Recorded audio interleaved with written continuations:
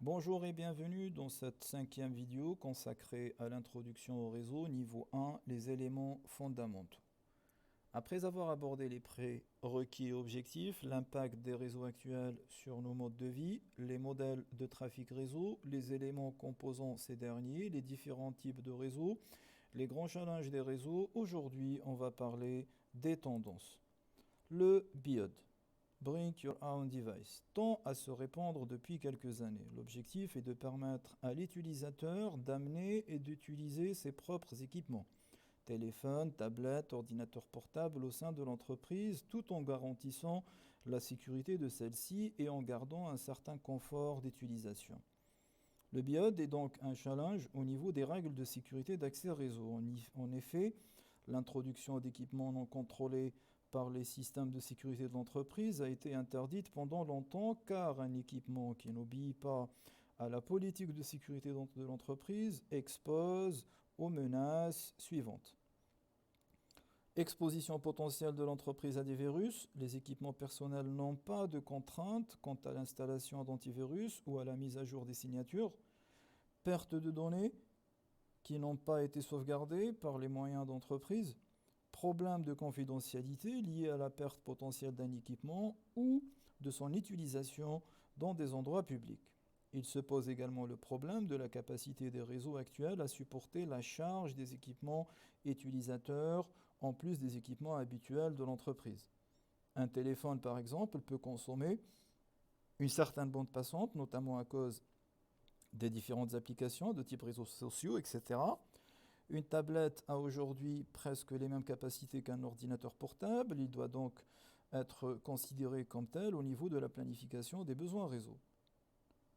D'un point de vue stratégique, les derniers chiffres connus semblent montrer une augmentation de la productivité des employés qui peuvent utiliser leurs propres équipements dans un cadre professionnel, notamment grâce au fait que ces équipements sont présents chez eux de manière constante. L'online collaboration. Le terme online collaboration est un terme chapeau qui regroupe toutes les technologies qui sont destinées à faire vivre la collaboration. La collaboration regroupe tous les produits et les technologies visant à faciliter l'interaction entre les collaborateurs, mais aussi entre les fournisseurs et leurs clients. L'objectif est de fournir un framework complet visant à simplifier tous les échanges à l'intérieur de l'entreprise, mais aussi vers l'extérieur de l'entreprise. Le concept de collaboration a un impact direct dans la manière de gérer et de concevoir les infrastructures réseau. En effet, la collaboration est décomposée en plusieurs vecteurs qui sont ceux de la communication habituelle, c'est-à-dire principalement les communications vocales et les communications écrites. À cela s'ajoute la communication visuelle, verbale et non verbale, grâce au recours à la vidéo. L'employé ou le client a la possibilité de choisir la manière avec laquelle il souhaite communiquer. Les communications vocales ont besoin d'un traitement particulier sur le réseau, car elles nécessitent d'être traitées en temps réel. Même si cela semble aujourd'hui totalement banal, la conception d'infrastructures réseau visant à transporter du trafic temps réel reste toujours un exercice qui se réfléchit et se planifie. Les communications vidéo ont les mêmes contraintes principales que les communications vocales, à ceci près qu'elles nécessitent plus de bandes passantes, car un flux vidéo est plus gros qu'un simple flux audio. La tendance actuelle est à la collaboration dite mobile. L'objectif est de fournir à l'utilisateur les moyens de communiquer et de collaborer depuis n'importe quel endroit et à n'importe quel moment. Ceci impose certains problèmes de même nature que ceux inhérents au BIOD. Comment sécuriser les échanges et comment faire pour que la plateforme ou l'équipement utilisé ne soit pas un frein dans l'utilisation des moyens de communication. D'un autre côté, l'accès aux formations est simplifié.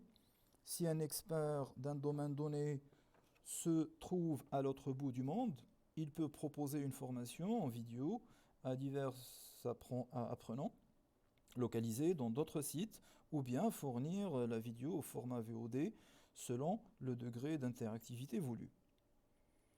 Le cloud computing. Le cloud computing, ou simplement cloud, nuage en français, est initialement un ensemble de processus qui consiste à utiliser la puissance de calcul ou la capacité de stockage de serveurs informatiques qui sont distants de l'utilisateur final et hébergés dans un data center. Aujourd'hui, le terme cloud computing s'éloigne de plus en plus de sa stricte définition initiale pour devenir un modèle de gérance de l'informatique et de l'information de l'entreprise. Il se démarque par ce biais d'une autre forme de gestion des ressources pures que l'on appelait ou qu'on l'appelle le grid computing, qui s'apparente plus à un niveau de ressources dédié au traitement de données complexes et volumineuses. L'objectif du cloud computing est de fournir à l'entreprise ou aux particuliers des ressources informatiques à la demande, sur un temps plus ou moins long, et c'est ainsi que des sigles barbares de la forme XaaS, X as a Service, sont nés. IaaS, Infrastructure as a Service, PaaS, Platform as a Service, et SaaS, Software as a Service. Des termes qu'on développera et qu'on étudiera un peu plus tard en détail. Au fait, on peut résumer cela comme une forme de dématérialisation informatique. Le modèle historique dans une entreprise était simple. Lorsqu'il était nécessaire d'acquérir de l'espace de stockage ou une nouvelle application, des ressources informatiques devraient être également acquises. Autrement dit, il était nécessaire d'acheter de la puissance CPU, de la RAM, de l'espace disque et de la capacité en termes d'équipement de réseau. Peu importe que cette acquisition se fit sous sa forme dure, un serveur physique ou sous sa forme virtuelle, de la ressource virtuelle, il fallait que l'entreprise investisse pour acquérir. Le principe du cloud computing renverse ce modèle en proposant directement aux entreprises les ressources. Il ne reste aux entreprises qu'à acquérir la capacité réseau pour présenter à l'utilisateur final, c'est-à-dire les salariés, sur son écran, au sein de l'entreprise, la ressource hébergée à distance. Il est à noter que ces ressources au sein de l'infrastructure de l'hébergeur peuvent être partagées ou dédiées. L'avantage pour l'entreprise est qu'elle n'a plus besoin d'investir une somme conséquente pour un résultat dont l'efficacité n'est pas garantie. Les hébergeurs ont développé aujourd'hui des offres de consommation à la demande et des contrats flexibles qui permettent par exemple de répondre à des besoins temporaires. De ce point de vue, l'entreprise cliente est en mesure de faire des économies et gagne en flexibilité. La conséquence directe du développement de ce modèle est l'exposition de la taille et du nombre de data centers, car la ressource utilisée doit nécessairement exister quelque part avant d'être proposée sous forme de service. Pour ce qui est des inconvénients, il faut noter que la qualité d'accès aux ressources distantes dépend fortement de la qualité du réseau. Il est donc nécessaire de s'assurer que les liens internes sont capables de supporter des flux qui doivent maintenant quitter l'entreprise alors qu'ils restaient au sein de l'entreprise auparavant. En termes de sécurité, les données peuvent techniquement être hébergées n'importe où. Cela pose un réel problème pour les entreprises travaillant par exemple dans le secteur de la défense, car la localisation des données peut les faire tomber sous le coup de la législation locale. Il est encore aujourd'hui difficile de changer d'hébergeur. Pour un certain nombre de services, les anglo-saxons appellent cela le vendor lock-in. Par exemple, si une entreprise héberge une base de données très volumineuse dans le cloud, ou quels sont les moyens à sa disposition pour la transférer vers un autre hébergeur si nécessaire. La notion de data center. Les data centers sont devenus les piliers d'un certain nombre d'activités modernes. On parle de data center pour décrire ces grands bâtiments qui sont destinés à héberger en leur sein une grande quantité de serveurs. Le stockage qui est associé ainsi que les équipements réseau dont ils ont besoin pour communiquer entre eux et vers l'extérieur, le tout en sécurité. Dans les data centers, les réseaux LAN et SAN coexistent. Ils sont généralement maintenus de manière distincte, mais peuvent converger sur la même infrastructure réseau. Cette convergence implique alors l'utilisation de protocoles spécifiques, car tout comme les réseaux convergents, voie donnée, les réseaux convergents LAN-SAN ont des besoins différents. La convergence de ces deux types de données a donc tendance à simplifier le réseau, sa maintenance et à réduire ses coûts. Dans de tels complexes, il est nécessaire de mentionner aussi les systèmes de sécurité qui veillent à l'intégrité physique des bâtiments, les caméras de surveillance, la détection incendie, la climatisation et système de surveillance se trouve aussi un réseau informatique qui pilote et détecte, répond et parfois remédie aux différents événements qui peuvent se produire. Les objectifs qui se cachent derrière la construction de ces data centers sont multiples. Premièrement, en regroupant les serveurs dans un nombre plus restreint de sites, on contrôle plus simplement les différents aspects de leur gestion.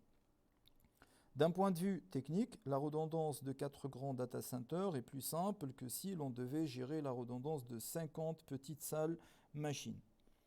D'un point de vue financier, la gestion des coûts est beaucoup plus simple. Et si on veut profiter des nouveaux moyens, en termes d'énergie par exemple, l'impact se fait sur un plus grand nombre de systèmes à la fois. Les data centers sont probablement l'un des futurs enjeux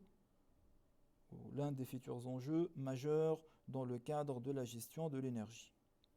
De plus, étant donné que toutes les entreprises n'ont pas forcément la possibilité de construire leur propre data center, des solutions de location d'espaces privés ou mutualisés existent. Le fournisseur d'une telle solution est donc en charge de l'entretien physique du data center et notamment de la fourniture des ressources énergétiques. Il existe 2 grands modèles en ce qui concerne la gestion des data centers et de nombreuses technologies y sont directement associées. Le modèle d'évolutivité horizontale et le modèle d'évolutivité verticale.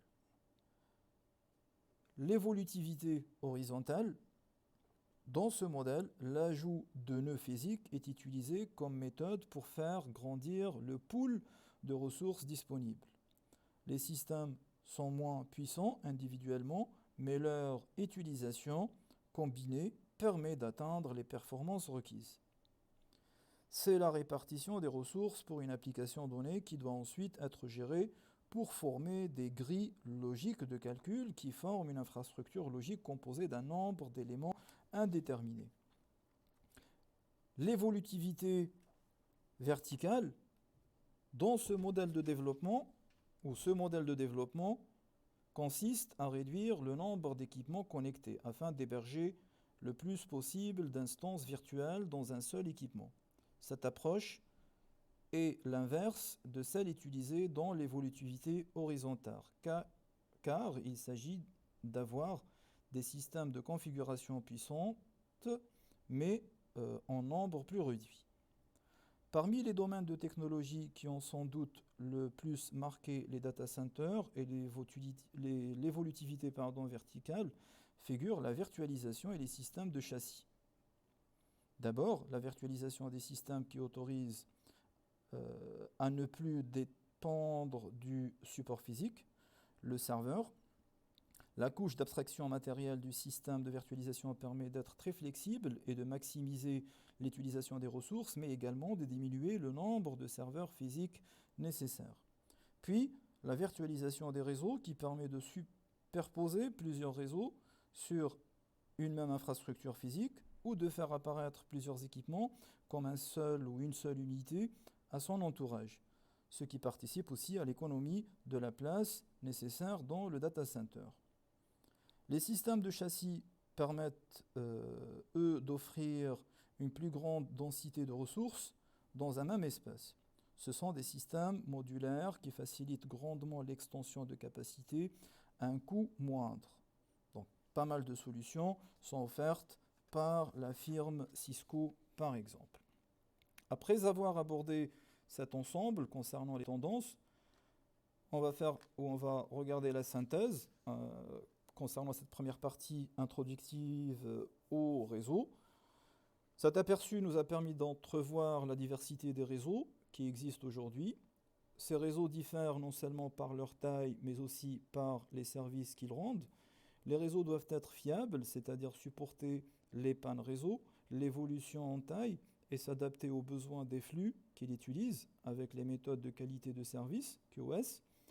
Enfin, la sécurité doit faire partie des préoccupations majeures dès la phase de conception d'un réseau, mais également dans toutes les phases de maintenance et d'évolution. Car il faut garder à l'esprit que si l'utilisateur ou l'utilisation des réseaux évolue, les menaces qui pèsent sur eux évoluent également. Maintenant, je vous propose ce petit exercice de points à remplir, hein, donc quelques mots à chercher.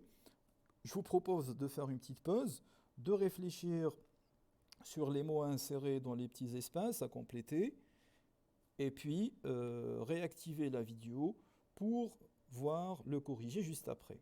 Merci et à tout de suite.